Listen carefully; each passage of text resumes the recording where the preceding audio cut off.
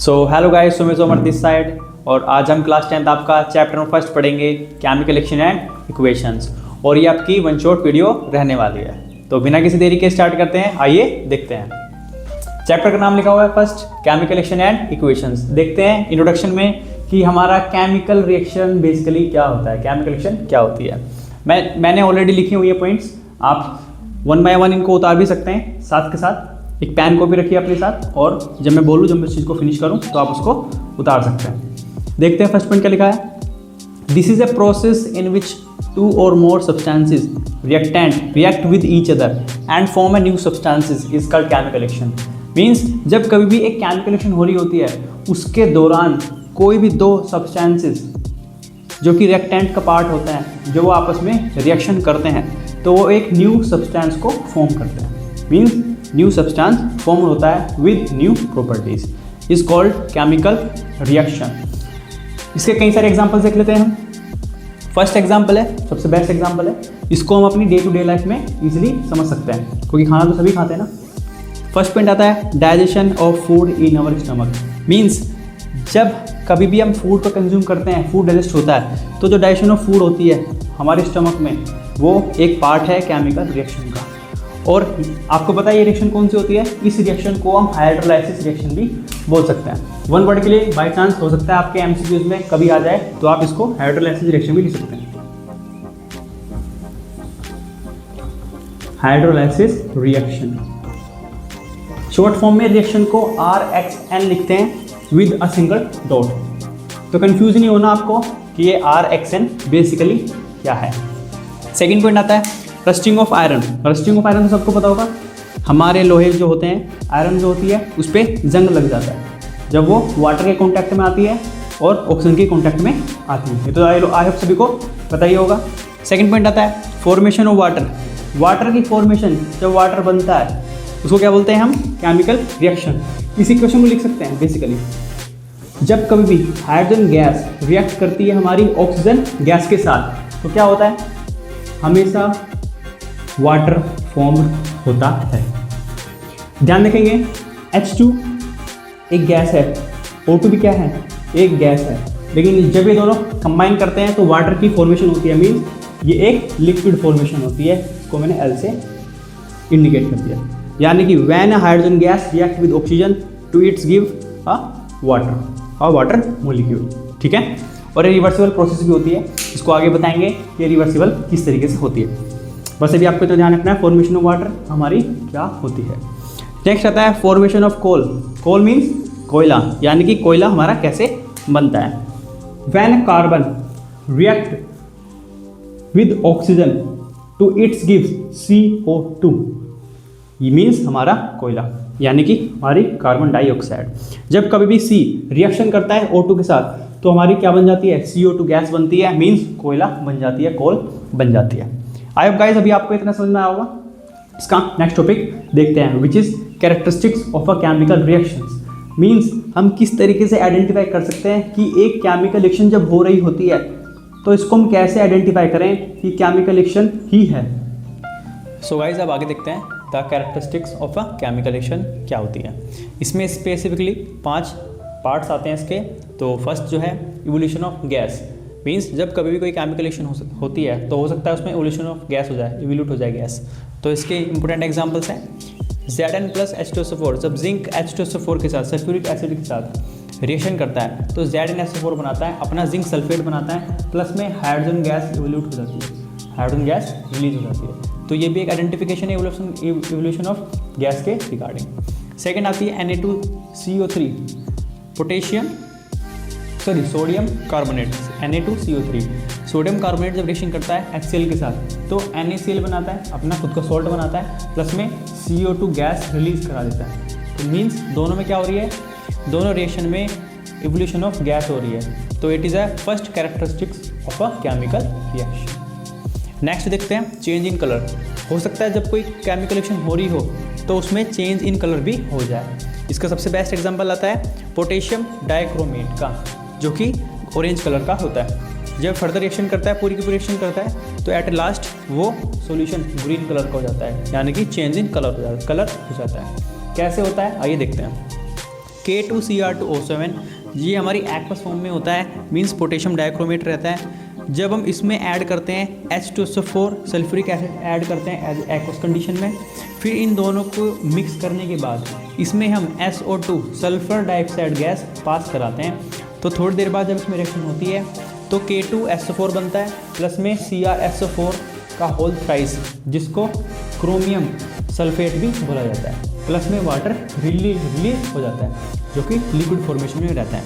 तो जब ये ओवरऑल पूरी रिएक्शन हो रही होती है तो ये कलर हमारा ऑरेंज से कैसा हो जाता है, ग्रीन कलर का हो जाता है। It is also a characteristics of a chemical reaction which is change in colour.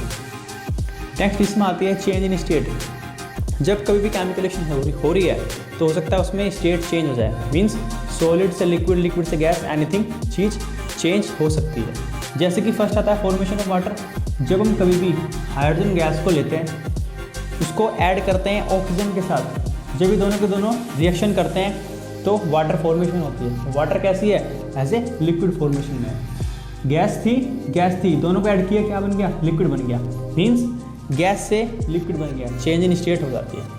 Second आता है इसमें NH3। जब अमोनिया को HCl एसिडिक नेचर से पास किया जाता है, हाइड्रोक्लोरिक एसिड में से पास किया जाता है, तो क्या बनाता है, अपना अमोनियम का क्लोराइड बनाता है। यह है अमोनियम क्लोराइड। ठीक है, मैं यहाँ लिख देता हूँ अमोनियम क्लोराइड। नेक्स्ट देखते हैं फॉर्मेशन ऑफ PPT, जिसमें कि PPT फॉर्मेशन होती है। ये PPT क्या है, PPT का मतलब है कोई भी रिएक्शन जब हो रही होती है तो उसी दौरान कोई अनसोल्यूबल सब्सटेंस लेफ्ट रह जाता है रिएक्शन में, यानी कि अनडिजोल्व रह जाता है, तो वही हमारा PPT होता है। किस तरीके से बन सकता है, BaCl2 जब रिएक्शन करता है H2SO4 के साथ, जब दोनों के दोनों रिएक्शन करेंगे तो BaSO4 बनता है, बैरियम सल्फेट बनता है जो कि solid in nature plus white colour का होता है। ये क्या है, विद HCl अलग लेफ्ट रह जाता है। तो ये रिएक्शन कौन सी होगी, हमारी फॉर्मेशन ऑफ PPT की रिएक्शन हो जाती है। मीन्स अगर एक कंटेनर होगा इस तरीके से तो उसमें ये सेपरेट अलग बैठ जाता है ऐसे करके।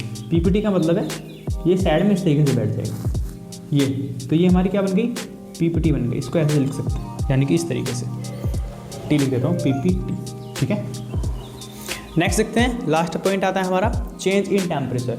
हो सकता है जब evolution of characteristic of chemical reaction हो रही हो तो चेंज इन टेम्परेचर भी हो सकता है। कैसे, CaO कैल्शियम ऑक्साइड जब रिएक्शन करता है वाटर के साथ, जब ये दोनों के दोनों रिएक्शन करते हैं तो CaOH का होल राइस बनता है जो कि सॉलिड इन नेचर रहता है, प्लस में हीट एनर्जी रिलीज हो जाती है। तो ये किसका एग्जाम्पल हो गया, अगेन फर्दर ये हमारा चेंज इन टेम्परेचर है which is characteristics of a chemical reaction. I hope ये सारे पॉइंट आपको समझ में आए होंगे। देखते हैं नेक्स्ट टॉपिक। सो हे गाइस, अब हम आपका नेक्स्ट टॉपिक स्टार्ट करते हैं विच इज़ केमिकल इक्वेशन। आइए देखते हैं केमिकल इक्वेशन क्या है। A chemical equation is the symbolic representation of a chemical reaction in the form of symbols and formulas. Means जब हम कोई भी केमिकल इक्वेशन को शो करके दिखाते हैं उसी के सिंबल या फिर उन्हीं के फॉर्मूलाज से, तो वो हमारी केमिकल इक्वेशन होती है। केमिकल रिएक्शन, केमिकल इक्वेशन, क्या डिफरेंस हुआ, केमिकल रिएक्शन तो एक प्रोसेस हो गई जिसमें कोई भी दो सब्सटेंस मिलते हैं और न्यू सब्सटेंस फॉर्म करते हैं with new properties. Chemical equation जब हम उसी रिएक्शन को रिप्रेजेंट कर दें उसी के सिंबल्स और फॉर्मूलाज से, तो वही रिएक्शन हमारी क्या हो जाती है, केमिकल इक्वेशन। अब इससे कुछ एग्जांपल्स ले लेते हैं। Mg प्लस में O2 जब मैग्नीशियम, Mg क्या होता है हमारा, मैग्नीशियम होता है। मैग्नीशियम जब रिएक्ट करता है किसके साथ, ऑक्सीजन के साथ, तो वो अपना क्या करता है, मैग्नीशियम का ऑक्साइड बनाता है, अपना खुद का मैग्नीशियम ऑक्साइड फॉर्म करता है। फर्स्ट रिएक्शन है। और ये जो रिएक्शन है आप देख रहे होंगे इसको डेल्टा बोलते हैं। It is a symbol of the heat, ध्यान रखेंगे इसकी, ये हमारा हीट का सिंबल होता है। तो ये क्या होगी, हमारी केमिकल रिएक्शन होगी। बेसिकली अगर हम मैग्नीशियम को लेते हैं और उसको बर्न करते हैं ऑक्सीजन की प्रेजेंस में तो वो अपना मैग्नीशियम को ऑक्साइड बन जाता है। ये केमिकल रिएक्शन हो गई। मैंने इसको रिप्रेजेंट कर दिया इन्हीं के फॉर्मूला से, इन्हीं के सिंबल्स से, तो अभी क्या बन गई, हमारी केमिकल इक्वेशन बन गई। आई होप आप कैच कर पा रहे होंगे कि मैं क्या बोलना चाह रहा हूँ। नेक्स्ट पॉइंट देखते हैं BaCl2। ये किसका फॉर्मूला होता है, बैरियम क्लोराइड, यानी कि जब बेरियम क्लोराइड H2SO4 यानी कि सल्फ्यूरिक एसिड के साथ रिएक्शन करता है तो अपना क्या बनाता है, BaSO4 यानी कि बेरियम सल्फेट प्लस में हाइड्रोजन क्लोराइड। ये हमारा एसिड होता है BaCl2 बेरियम सल्फेट, और HCl क्या होता है हमारा, हाइड्रो क्लोरिक एसिड। ये हमारी एसिड बन जाती है। तो देखते हैं इसको, BaCl2 जब कभी भी हमारा बेरियम क्लोराइड रिएक्शन करता है सल्फ्यूरिक एसिड के साथ, सल्फ्यूरिक एसिड एक स्ट्रॉन्ग एसिड है, ध्यान रखेंगे। जब ये दोनों रिएक्शन करते हैं तो BaSO4 बनता है प्लस में HCl एसिड रिलीज हो जाता है। तो ये क्या हुए, हमारे केमिकल इक्वेशंस हो गई हैं। अब जो हमारी केमिकल इक्वेशन है बेसिकली वो टू टाइप्स की होती है। फर्स्ट बैलेंस्ड केमिकल इक्वेशन और सेकेंड आती है हमारी अनबैलेंस्ड केमिकल इक्वेशन। इसको देखते हैं। Basically the number of the atoms of each element equal on both sides, यानी कि जब कभी भी दोनों side number of the atoms equal होते हैं किसी भी केमिकल रिएक्शन के दौरान, तो वो हमारी कौन सी इक्वेशन होती है, chemical reaction which is balanced chemical equation. ध्यान रखेंगे। फर्स्ट पॉइंट, इसके कुछ एग्जांपल लिखे हुए हैं मैंने। Zn जिंक प्लस में H2SO4। H2SO4 क्या होता है, मैंने आपको भी बताया था, ये देख सकते हैं क्या होता है, सल्फ्यूरिक एसिड होता है। जिंक जब सल्फ्यूरिक एसिड के साथ रिएक्शन करता है तो अपना सल्फेट फॉर्म बनाता है, यानी कि जिंक सल्फेट फॉर्म बनाता है खुद की, प्लस H2 गैस इवोल्यूट हो जाती है। तो ये क्या बना हमारा, बैलेंस केमिकल इक्वेशन हो गई। अब बैलेंस कैसे देख रहे हैं, इसमें देखेंगे, इधर देखेंगे लेफ्ट हैंड साइड, ये जो हमारा एरो होता है ना, ये एरो जो है, इस एरो के लेफ्ट साइड पे यहाँ पे देख सकते हैं आप, ये जो हमारा एरो है, इस एरो के अगर मैं लेफ्ट साइड पे देखूँ, ये इसकी टेल हो गई ना, ये इसकी टेल होती है और ये इसका फेस होता है, ये इसका फेस होता है। Always face represent to the product, हमेशा प्रोडक्ट यहाँ बने, P for product. Left side देखेंगे तो टेल, टेल की तरफ क्या होता है, हमेशा R होते हैं, मीन्स रिएक्टेंट होते हैं, हमेशा ध्यान रखिएगा। अगर मैं इसको उल्टा कर दूँ, इसे ऐसे कर दूँ, तो क्या प्रोडक्ट यहाँ पे बनेगा, नेवर। प्रोडक्ट हमेशा फेस की तरफ फॉर्म होता है, तो प्रोडक्ट अब यहाँ पे बनेगा और रिएक्टेंट यानी कि यहाँ पे रहा होगा। इस तरीके से इसको हम समझ सकते हैं। एरो का फेस देखना है सिर्फ आपने, आप ऑटोमेटिक समझ जाएंगे। तो इसमें देखना है, जब हम कभी भी टेल की तरफ की कोई एलिमेंट को देखेंगे तो उसकी कंपैरिजन हम राइट साइड के सेम एलिमेंट से ही करेंगे, दूसरे वाले से नहीं करेंगे। फर्स्ट पॉइंट देखते हैं, Zn कितने यहाँ पे 1 है, तो यहाँ पे Zn कितने हैं 1 है, दोनों तरफ बैलेंस है। अब आती है H की बारी, सिर्फ H। अब H यहाँ पे सल्फेट के साथ है, क्या मुझे सल्फेट पे देखना पड़ेगा अभी H के साथ, नहीं, सिर्फ H को देखेंगे। H को देखा, H कितने यहाँ पे 2 हैं, मीन्स हाइड्रोजन के एटम यहाँ पे 2 हैं। अब यहाँ पे कंपैरिजन करते हैं हाइड्रोजन की, हाइड्रोजन कितने हैं यहाँ पे, अगेन 2 हैं, अगेन ये भी क्या है, सेम है। अब आते हैं सल्फर पे, ध्यान से देखेंगे यहाँ पे SO4 है, S अलग है, O4 अलग है, तो S एलिमेंट को देखेंगे तो S एलिमेंट यहाँ पे सिर्फ 1 है। राइट साइड पे चेक करते हैं, S कितना है यहाँ पे, S भी हमारा यहाँ पे 1 हो जाता है। अब देखते हैं ऑक्सीजन कितने यहाँ पे तो ऑक्सीजन 4 है और यहाँ भी ऑक्सीजन कितने हैं 4 हैं, यानी कि हम इंडिविजुअल टू इंडिविजुअल भी चेक कर रहे हैं, वो भी सब के सब कैसे हैं, इक्वल हैं, यानी कि सेम है।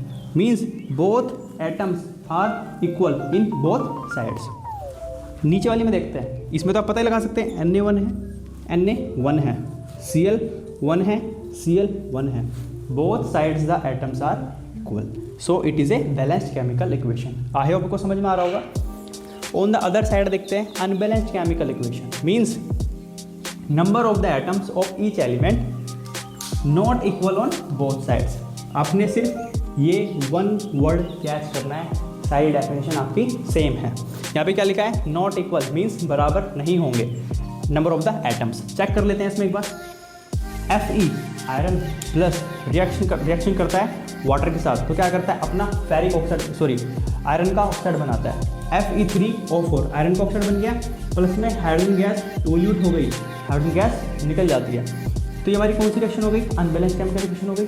कैसे चेक करते हैं, Fe1 है, यहाँ पे राइट साइड पे देखते हैं Fe कितने हैं, सिर्फ Fe3 हो गए। इधर Fe आयरन 1 है, राइट साइड पे Fe कितने हो गए हमारे 3 हो जाते हैं। अब देखते हैं हाइड्रोजन कितने यहाँ पे 2 हैं, राइट साइड पे हाइड्रोजन देखते हैं कितने हैं 2 हैं। अब ये तो बैलेंस्ड है भाई, ये तो बैलेंस्ड है, ये तो मान लिए हमने, लेकिन हमने जब आयरन को देखा तो आयरन अनबैलेंस्ड है, यानी कि अभी पूरी रिएक्शन अनबैलेंस्ड फॉर्म में चल रही है। सामने देखते हैं लास्ट, इसके अंदर ऑक्सीजन भी तो है, इसके अंदर ऑक्सीजन कितना है 1, और राइट साइड पे हम चेक करते हैं ऑक्सीजन कितने हैं 4।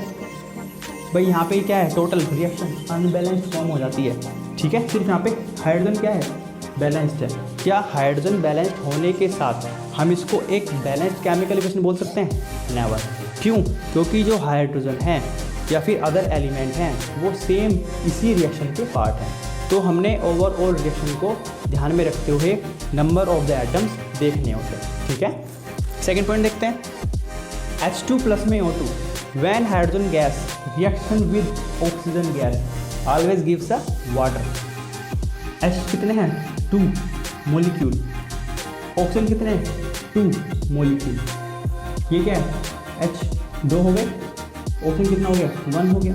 भाई हाइड्रोजन तो बैलेंस्ड है इस केमिकल रिएक्शन के अंदर, लेकिन जब हमने देखा ऑक्सीजन तो ऑक्सीजन लेफ्ट साइड पे यानी कि टेल की तरफ मीन्स रिएक्टेंट की तरफ 2 हैं, और राइट साइड पे कितने हैं 1 हैं। तो ओवरऑल देखा जाएगा तो हमारी रिएक्शन कैसी हुई, एक अनबैलेंस्ड केमिकल रिएक्शन फॉर्म होती है। आई होप आपको समझ में आ रहा होगा। आगे देखते हैं नेक्स्ट टॉपिक क्या होता है। हे गाइस, अभी आपका न्यू टॉपिक है which is chemical reactions. Chemical reaction क्या होती है हम उसको पहले पढ़ चुके हैं, अब इसके टाइप्स ऑफ केमिकल रिएक्शन आते हैं। तो 1 बाय 1 मैं इनको एक्सप्लेन करता हूँ। तो फर्स्ट हमारी आती है कॉम्बिनेशन रिएक्शन। कॉम्बिनेशन रिएक्शन क्या होती है देखेंगे इसको। In this reaction 2 or more substances combine and form a new substance with new property is called combination reaction।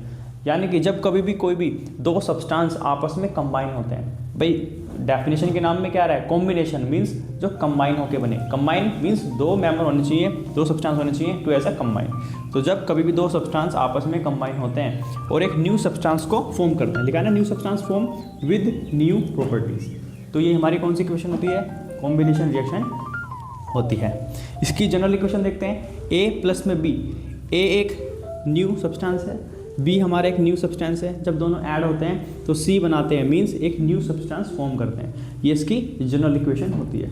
तो इसके कुछ इंपॉर्टेंट एग्जांपल्स देख लेते हैं। फर्स्ट एग्जांपल आता है फॉर्मेशन ऑफ वाटर, मीन्स जब हमारी भी हाइड्रोजन गैस ऐड करते हैं ऑक्सीजन गैस के साथ तो वाटर फॉर्मेशन होती है। मीन्स 2 एलिमेंट कंबाइन हो रहे हैं और 1 मॉलिक्यूल बना रहे हैं, 1 न्यू सब्सटेंस फॉर्म कर रहे हैं। सेकेंड आता है magnesium. When magnesium react with oxygen to its give magnesium oxide. Mg plus में O2, जब इसको हीट करते हैं तो ये MgO बनता है मीन्स मैग्नीशियम ऑक्साइड फॉर्म होता है। अगेन कॉम्बिनेशन रिएक्शन का एग्जाम्पल है।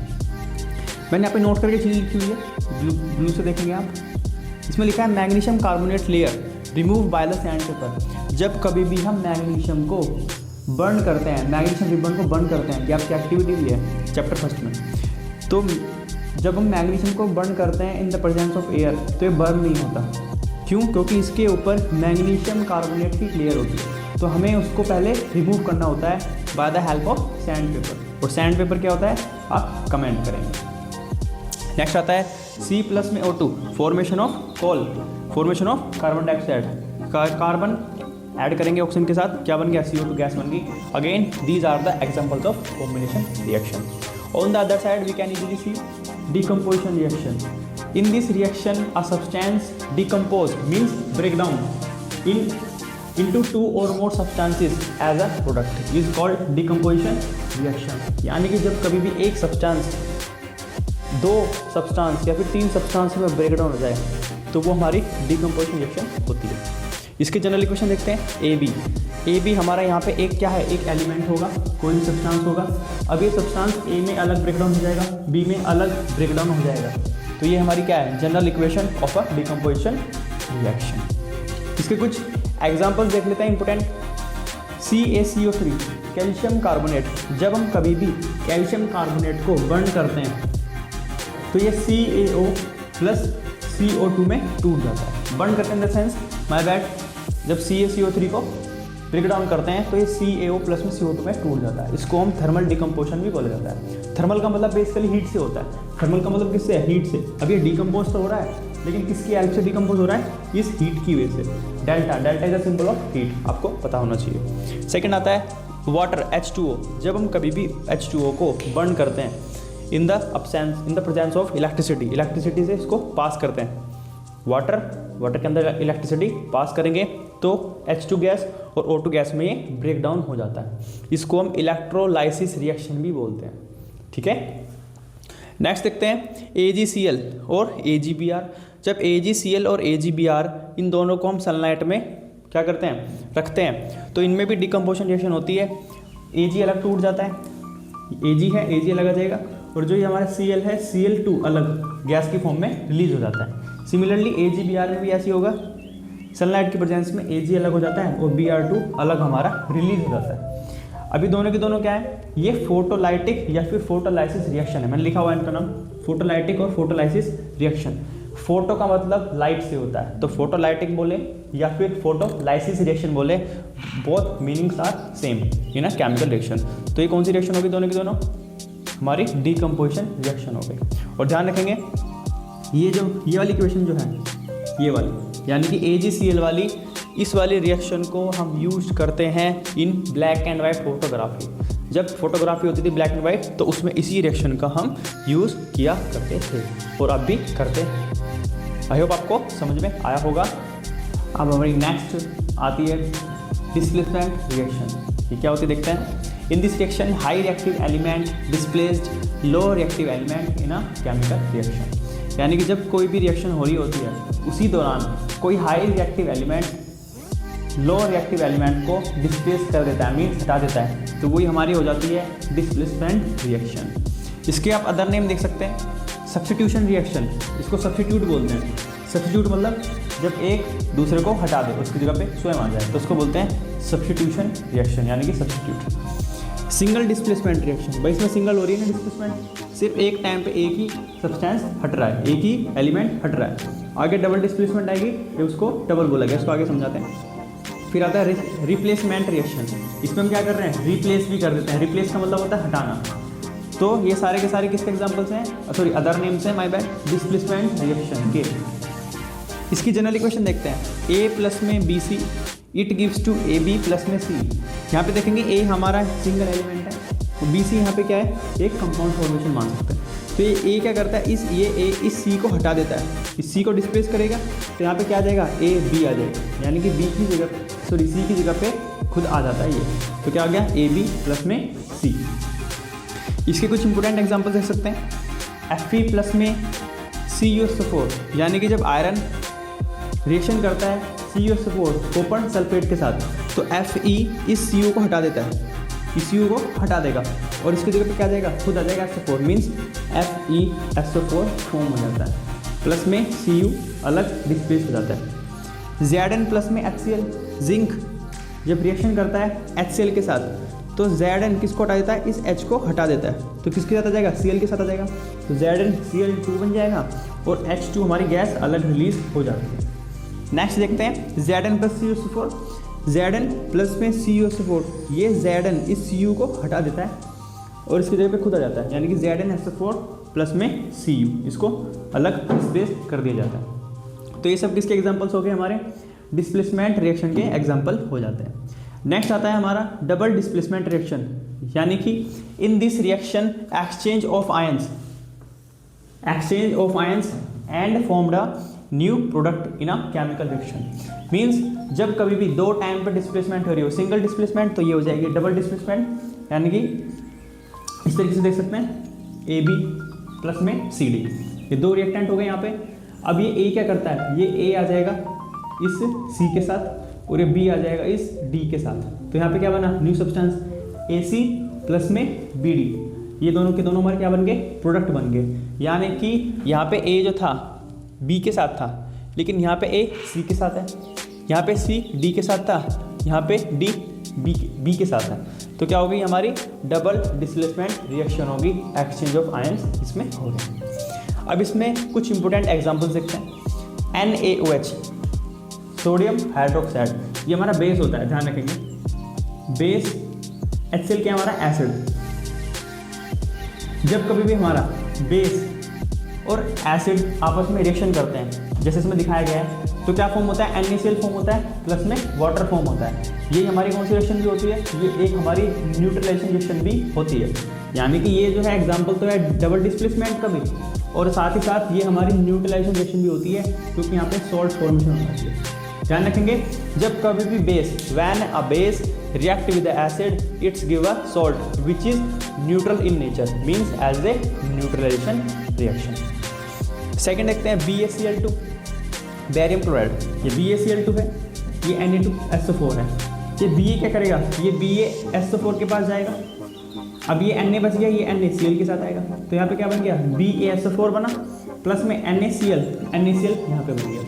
तो क्या हो रहा है, एक्सचेंज ऑफ आयंस हो रहे हैं, मतलब डबल डिस्प्लेसमेंट रिएक्शन फॉर्म हो रही है। यहाँ पे PPT बनेगा, ध्यान रखेंगे ये PPT बनता है। नोट करके मैंने कुछ लिखा हुआ है, यहाँ से देखते हैं। इन DDR double displacement reaction is also formed PPT is called precipitation reaction. यानी कि maximum time double displacement reaction में हमारी PPT फॉर्म होती है, मीन्स प्रिसिपिटेशन फॉर्म होती है। ठीक है, सो अब आगे आपकी केमिकल रिएक्शन देखते हैं। नेक्स्ट आती है हमारी oxidation reaction and reduction reaction. देखते हैं इसके बारे में क्या होता है। ऑक्सीडेशन रिएक्शन क्या कहती है, in this reaction gain off O2 और remove of H2 is called oxidation reaction. यानी कि जब कोई भी रिएक्शन हो रही होती है, या तो उसमें गेन होगा ऑक्सीजन का, या फिर रिमूव होगा किसका, हाइड्रोजन का। दोनों में से कोई एक काम होगा, तो वो हमारी होती है ऑक्सीडेशन रिएक्शन। दूसरी तरफ आती है रिडक्शन रिएक्शन। रिडक्शन क्या कहती है, in this reaction gain off H2, gain होगा हाइड्रोजन का, या फिर रिमूव ऑफ ऑक्सीजन, ऑक्सीजन हट जाएगी, या फिर गेन हो जाएगी हाइड्रोजन। तो ये हमारी होती है रिडक्शन रिएक्शन। अब इनके कुछ एजेंट होते हैं, ऑक्सीडाइजिंग एजेंट और रिड्यूसिंग एजेंट। ऑक्सीडाइजिंग एजेंट क्या कहता है, ऑक्सीडाइजिंग एजेंट ये बोलता है कि substance, which substance give O2 और गेन H2। या तो वो गिव करेगा, देगा O2 को, या फिर गेन करेगा H2 को। गेन ऑफ O2 और सॉरी गिव ऑफ O2 और gain off H2 is called oxidising agent. इसमें गिव ऑफ H2 और gain off O2 is called reducing agent. इसको ध्यान से देख लेना, इसमें कई बार कंफ्यूजन हो जाती है, क्योंकि दोनों में गिव या गेन है, कोई किसी में भी रिमूव नहीं है। Give off O2, gain off H2 oxidising, give off H2, gain off O2 is called reducing agent. अब ये तो आपको समझ में आया होगा। अब नेक्स्ट देखते हैं, इसमें नोट करके मैंने लिखा हुआ है oxidation and reduction take place together is called redox reaction. यानी कि जब कभी भी हमारी किसी रिएक्शन में ऑक्सीडेशन के साथ साथ रिडक्शन रिएक्शन भी पार्टिसिपेट करती है, तो वो रिएक्शन हमारी रेडॉक्स रिएक्शन होती है। अभी जो ये नाम रेडॉक्स रखा गया है, ये RE इंडिकेट करता है रिडक्शन को, और ये DOX जो है OX ऑक्सीडेशन को इंडिकेट करता है। तो दोनों के दोनों जहाँ पे मिल जाएंगे, पार्टिसिपेट करेंगे, तो वो हमारी कौन सी रिएक्शन होती है, रेडॉक्स रिएक्शन। यानी कि RED, रेड इसका, ऑक्स इसका, नाम में से पिक कर लिया है, तो दोनों नाम कंबाइन करके बनता है रेडॉक्स रिएक्शन। अब इनका सबसे बेस्ट एग्जांपल है, ये एग्जांपल्स आप तीनों में पुट कर सकते हैं। अगर आपसे ऑक्सीडेशन पूछे, अगेन आप ये पुट कर सकते हैं।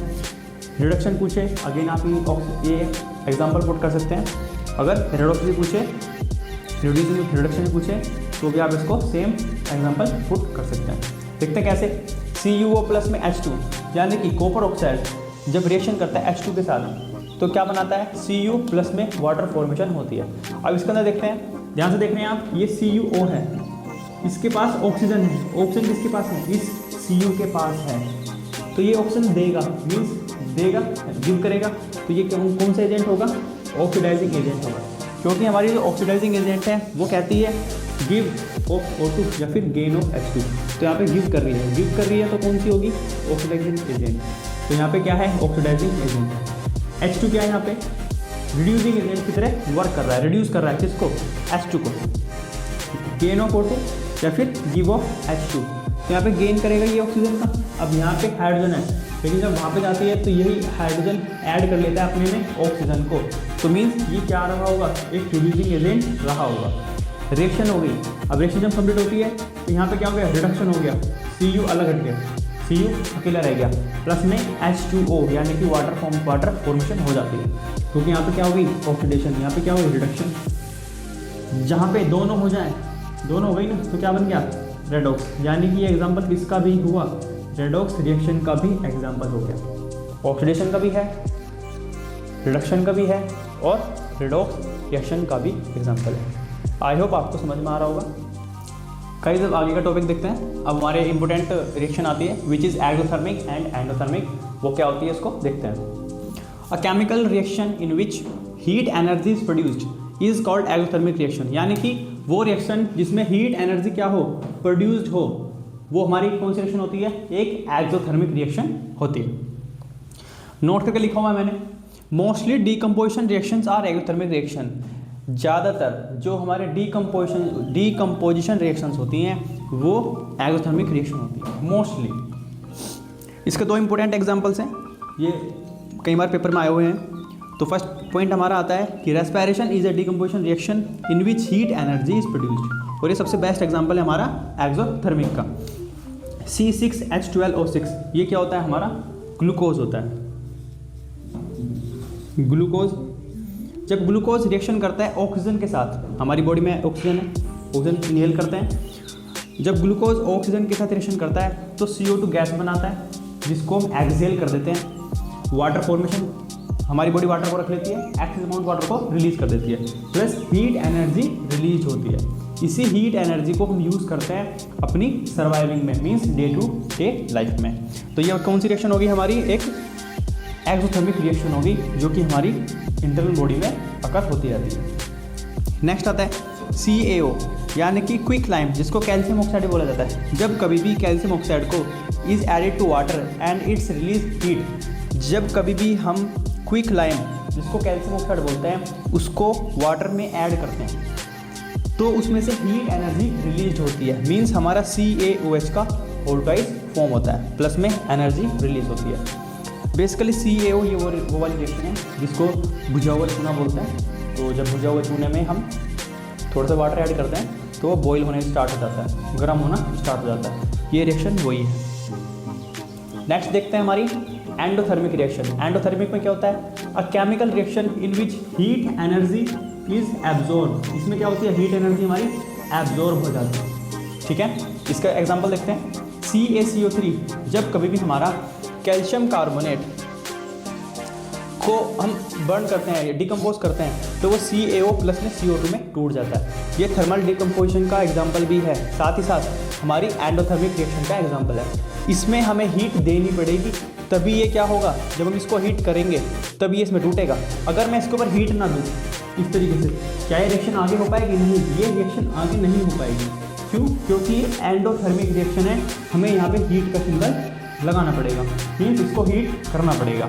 इसी तरीके से मैग्नीशियम वाले भी था, Mg प्लस में O2 जो है ये वाली, इसमें MgO कब बनता है, MgO तब बनेगा जब मैं इसको हीट करूँ।